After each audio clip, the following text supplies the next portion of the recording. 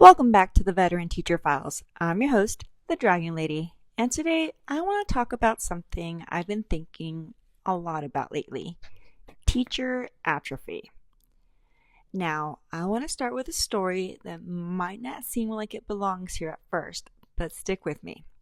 So, I used to be a runner, and not super casual either, not even occasionally. I mean, like an identity level runner. And there was a very long stretch of my life where if you asked me what I was training for, I had an answer immediately. A 5K, a 10K, a half marathon, a fun run, a mud run. If there was a race and a shirt involved, I was probably in it. And running wasn't just something I did. It was part of who I was. And then life happened. Work got busier, responsibilities grew, and somewhere along the way, I became an older mom. Let me tell you, having my first child at 39 and my second at 40 has been no joke on my body. So these days, I don't run the way that I used to. And here's the strange part. That identity didn't disappear. I still get excited during the Olympics when track and field comes on. I still notice new running stores in town. I still read emails from running companies, like I might suddenly rejoin the racing world at any moment. And if you drop me at the starting line tomorrow, I would know exactly what to do on a starting block. Muscle memory is a funny thing. Even when you're out of practice, something in you remembers. And that made me start thinking about teaching. See, 7 years ago, I left the classroom. And at that time, I was living alone with my 2 cats. And I genuinely thought that the teaching chapter of my life was over. I sold most of my teaching materials. The bins, most of the books, the decorations, all of the things I swear I'd never part with. And I truly do miss my paper cutter. That thing was awesome. And I thought I was moving into administration. And that was the path I had expected, had earned my credential in, and was working my way towards. But life rerouted me. And instead of stepping directly into administration, I had a friend call me and tell me about a job opening, and that's how I became an instructional coach. And then later, a literacy coordinator. And looking back, I'm really grateful for that detour. Because while I wasn't in my own classroom every day, I never really left teaching. During my 7 years, I've modeled lessons, I co-planned with teachers, I attended trainings, I facilitated groups, I ran intervention work, I asked questions, I stayed curious, I stayed in classrooms, and most importantly, I stayed a student of instruction. Looking back now, I realize something important. A title doesn't keep your skills sharp. Curiosity does. Practice does. Connection does. Because teaching isn't something you understand in theory. It's something you feel in real time. It's timing, it's tone, it's reading a room. It's adjusting the moment while still moving the lesson forward.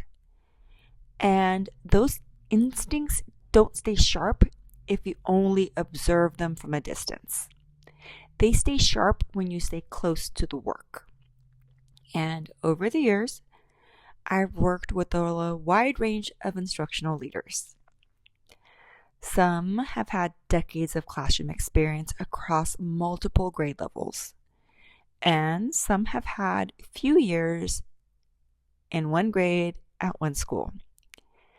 Some of the leaders I've met along my way came into leadership from non-traditional pathways.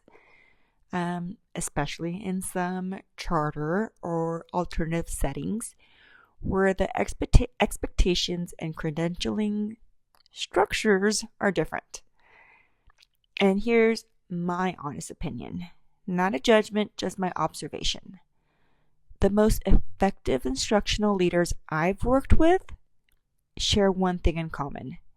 They stay current and they stay curious. Because the moment any educator, whether it be a teacher or admin, stops engaging with the reality of a classroom, instruction starts to become something theoretical instead of something lived. And teaching is never theoretical. It is always lived. It is messy, it is fast, it is unpredictable, it is deeply human, and it changes every year. That's why, in my experience, the best principals I've worked with aren't the ones who simply used to teach. They're the ones who still engage with the teaching. They visit classrooms not just to evaluate, but to understand. They ask questions instead of assuming they already know the answer. They model lessons when needed. They sit in on planning conversations. They stay close enough to the instruction that teachers can feel it. Because here's the truth. It becomes very difficult to lead instruction when you've lost touch with what instruction actually feels like. Not because people don't care, not because they don't work hard, but because teaching is a craft that lives in the moment.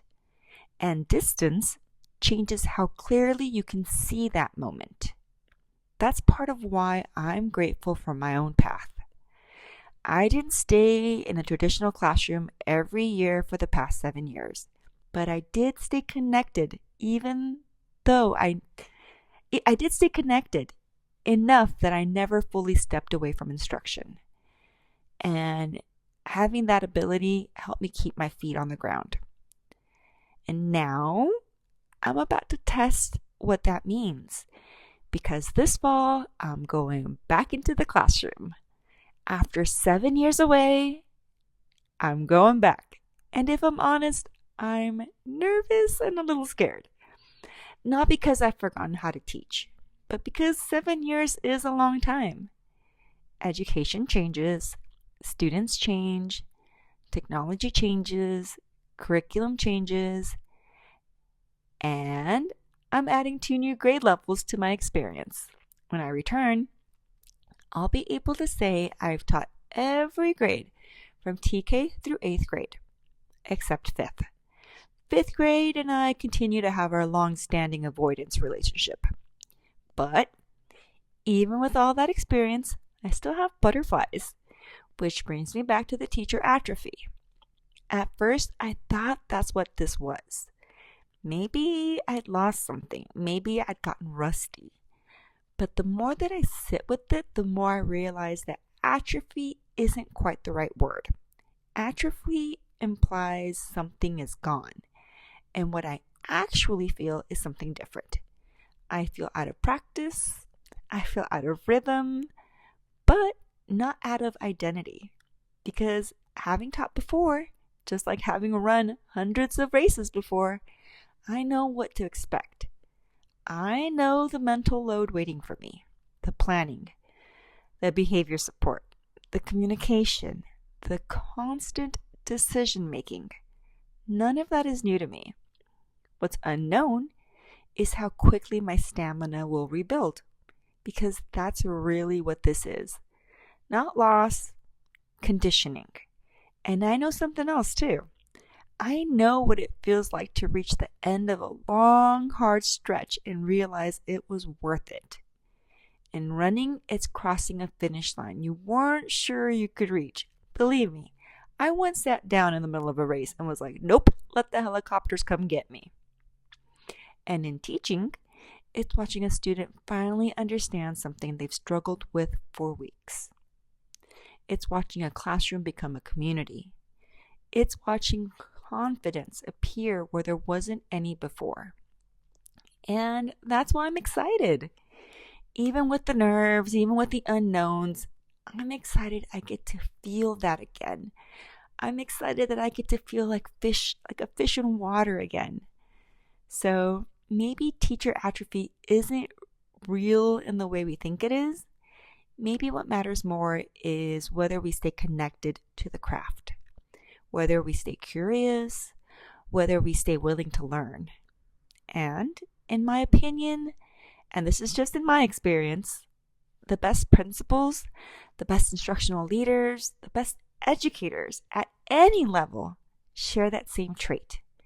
They stay current and they stay curious. Because the moment we stop doing that, we don't just drift away from teaching. We drift away from understanding it. So, 7 years ago, I left my classroom, but I never really left teaching. And now I'm about to find out just how much of it is still in me. So before I go, I want to hear from you. Have you ever stepped away from something? Teaching, leadership, a grade level, even a role, and come back to it later? What surprised you the most when you returned? Did it feel familiar right away? Or did it take time to rebuild your rhythm? And if you enjoyed today's episode, please take a moment to follow, subscribe, and share the Veteran Teacher Files with a friend, a colleague, or a fellow educator. Until next time, this is the Dragon Lady reminding you that sometimes the muscles remember more than we think they do.